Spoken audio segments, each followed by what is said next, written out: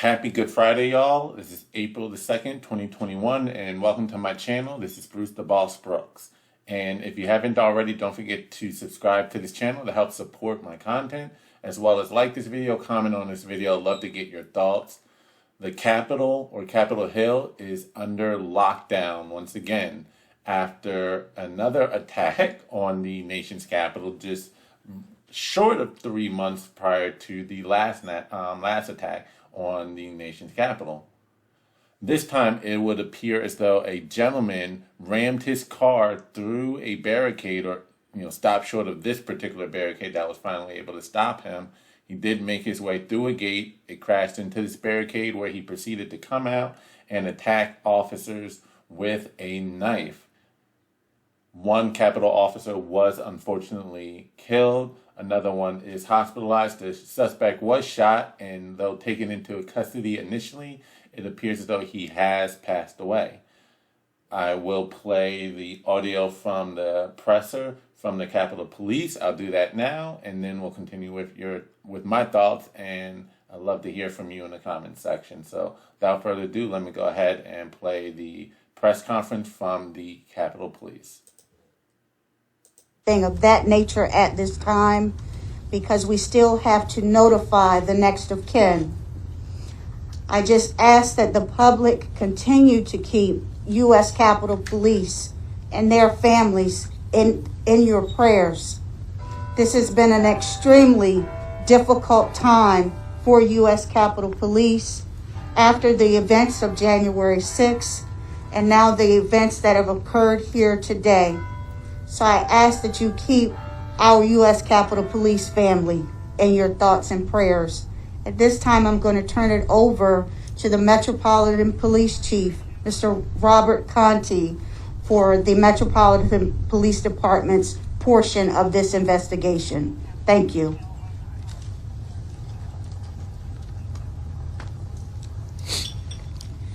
Good afternoon. I'm Robert Contee, Acting Chief of the Metropolitan Police Department. Our members responded to the U.S. Capitol today just after 1 o'clock p.m. To investigate an officer-involved shooting. At this time, the Metropolitan Police Department's Homicide Division, as well as our Internal Affairs Division, will now take over the investigation with respect to the shooting death that occurred, as well as the officer's death. There's not a lot of information that we can release to the public at this time. But we certainly will be working very closely with our partners at the Park Police, at the U.S. Capitol Police. At this time, I just want to extend my deepest condolences on behalf of the entire Metropolitan Police Department to all of the officers at the United States Capitol Police for their service and unfortunately for the loss of life that have occurred here today at the United States Capitol Police.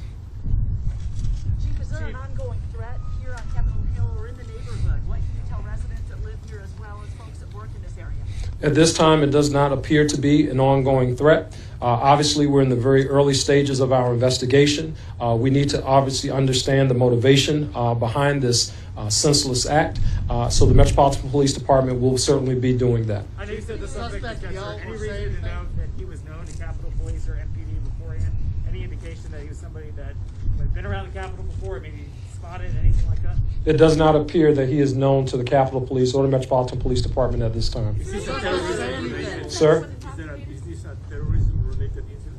It does not appear to be terrorism related, but obviously we'll continue to investigate to see if there's some type of nexus along those lines. Yes. Will the suspect say anything at all? What's their mission look like the next couple of days? I'll refer that to the United States Capitol Police. Chief, did the suspect say anything or yell anything at the time?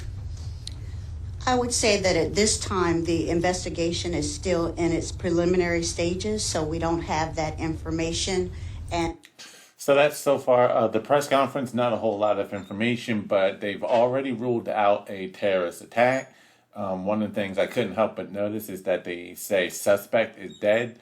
When it comes to the mainstream media, in order to play their narrative against conservatives and or the right-wing party, Republican Party, they're quick to say if the suspect was white, it'll clearly be white suspect or white terrorist, domestic terrorist. But I couldn't help but notice that they just say suspect. They famously only do that when the perpetrators are individuals of color, and therefore it doesn't normally fit the narrative of white supremacists that they've always said was the biggest threat in this country.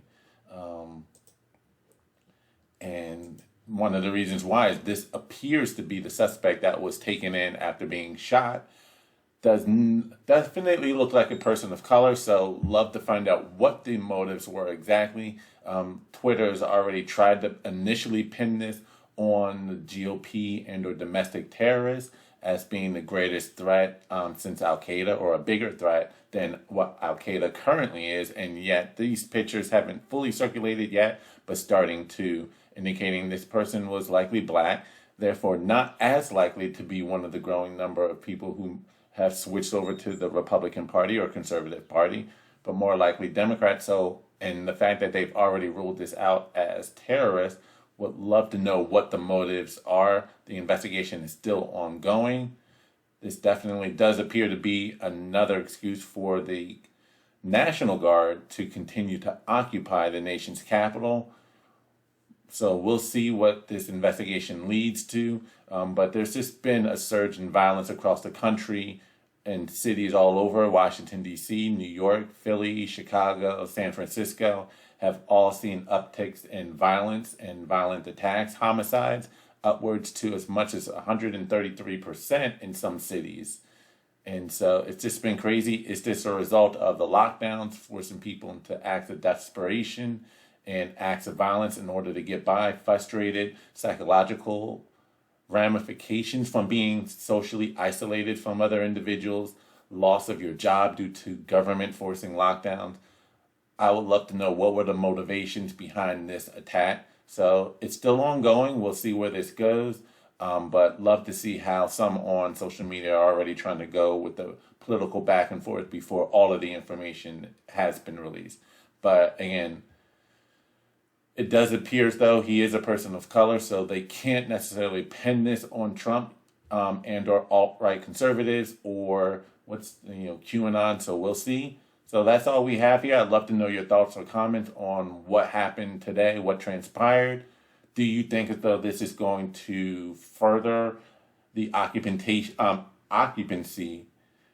and militarization of our nation's capital and making it more militaristic, keeping our nation's capital in a state of emergency? Is this our version of the Tonkin attack? A coordinated attack or excuse in order to increase martial law in our nation's capital and across the nation in various blue cities. So that's all I have here. Again, please let me know what your thoughts are. Support this channel by subscribing to this channel, like this video, comment on this video. This is Bruce the Boss Brooks, and I'm out. Peace.